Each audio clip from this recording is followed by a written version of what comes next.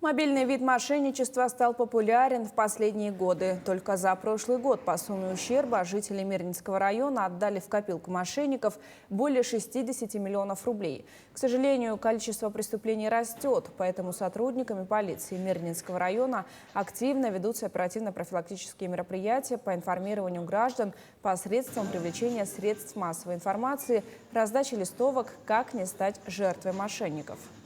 Действует определенная группа лиц, как правило, есть так называемые вербовщики, те, кто совершает определенные действия по изысканию так называемых карт, на которые переводят денежные средства, те лица, которые, соответственно, эти деньги обналичивают в банкоматах и переводят их на дальнейшие счета. Поэтому здесь, как правило, действует организованная группа, и действует она по всей территории Российской Федерации и за ее пределами, ввиду чего раскрывать такие преступления вызывают определенные сложности, но раскрытие имеет место быть, группы устанавливаются, ловят.